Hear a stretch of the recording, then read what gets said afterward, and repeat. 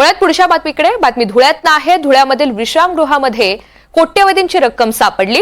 अर्जुन खोतकर यांच्या पीएनं रक्कम जमा केल्याचा आरोप करण्यात आलेला आहे। हा आरोप केलाय माजी आमदार अनिल गोटे यांनी आणि हे संपूर्ण प्रकरण सुद्धा त्यांनी उघडकीस आणलंय। दरम्यान धुळे पोलिसांकडून या प्रकरणाची चौकशी सध्या सुरू आहे। धुळे नंदुरबार जिल्ह्यामधील विकास कामांच्या पाहणीसाठी आलेल्या 22 आमदारांच्या शिष्टमंडळाच्या दौऱ्यादरम्यानच हे मोठं प्रकरण उघडकीस आलंय। धुळे जिल्ह्यामध्ये विश्रामगृहामध्ये 1.84 कोटी रुपये सापडल्यामुळे आता एकच खळबळ उडालेली आहे।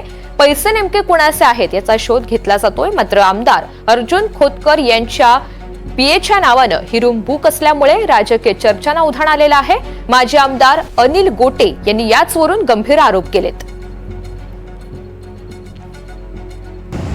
त्या रेस्ट हाऊसच्या ग्रुप नंबर 102 मध्ये 5 कोटी रुपये आणलेले आहेत। जी समिती आलेली आहे, अंदाज समिती, त्यांच्या आमदारांना वाटण्याकरता आमचा माणूस आज दिवसभर मी इथे ठेवला होता। सकाळपासून वेगवेगळ्या डिपार्टमेंटचे लोक येत होते आणि या ठिकाणी थैल्या घेऊन जात होत्या। मी संध्याकाळी ज्यावेळेला एरियाचं थांबलं त्यावेळेला मी संध्याकाळी या ठिकाणी कुलूप लावले। बघून घ्या कुलूप। तर रूम नंबर 102 मध्ये नेमकं काय घडलेलं होतं याची माहिती ग्राफिक्सच्या माध्यमातून समजून घेऊयात। आमदार अर्जुन खोतकर यांच्या पीएच्या नावानं एक रूम बुक होती। त्या रूम मध्ये कोट्यवधी रुपये असल्याची माहिती अनिल गोटे यांना मिळाली। अनिल गोटे यांचा कार्यकर्त्यांसोबत विश्रामगृहाबाहेर ठिय्या पाहायला मिळाला। जिल्हा प्रशासनाला घडल्या प्रकाराची त्यांनी माहिती दिली। रात्री 11 वाजता पोलीस आणि महसूल प्रशासन घटनास्थळी दाखल झालं। रूम नंबर 102चं कुलूप तोडल्यानंतर त्या ठिकाणी रोकड सापडली। रात्री 11 ते पहाटे 4 वाजेपर्यंत पैशांची मोजणी सुरूच होती।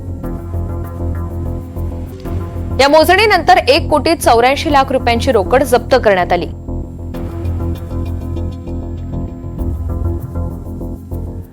तर धुळे गुलमोहर शासकीय विश्रामगृहामध्ये सापडलेल्या रकमेच्या घटनेप्रकरणी अंदाज समितीचे अध्यक्ष आणि आमदार अर्जुन खोतकर यांनी मात्र सर्व आरोप फेटाळून लावलेले आहेत। विरोधकांचा हा डाव असल्याची प्रतिक्रिया त्यांनी व्यक्त केली आहे। आपला स्वीय सहाय्यक त्या रूममध्ये राहत नव्हता, तो बाजूच्या रूममध्ये राहत असल्याचं स्पष्टीकरण सुद्धा खोतकरांनी दिलंय।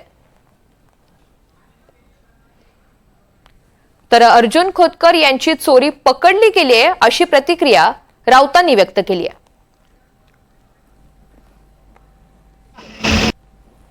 नाही, हे सर्व आरोप आम्ही फेटाळतो आणि मुळात खऱ्या अर्थाने हे समितीला आणि सरकारला बदनाम करण्यासाठी हे प्लांटेशन केलेलं आहे का, हा संशय आम्हाला या ठिकाणी येतो। आणि मला असं वाटतं की त्यांच्या आरोपामध्ये कुठलंही तथ्य नाही आणि त्यांची ही जुनी सवय अशा पद्धतीने आरोप करायचं आणि शासनाला आणि समितीला बदनाम करायचं।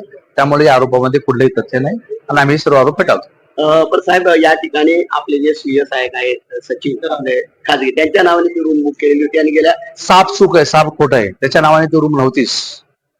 मी माहिती घेतली, त्याला विचारलो तू त्या रूम मध्ये राहत होता का, तर नाही, 100% नाही, तो दुसऱ्या रूम मध्ये राहत होता। अर्जुन खोतकराचं काय, अटक करताय? अटक करा, गुन्हा दाखल करा। जर तुम्ही खरे असाल, सच्चे असाल तर या प्रकरणात गुन्हा दाखल होणं गरजेचं आहे, बरं का।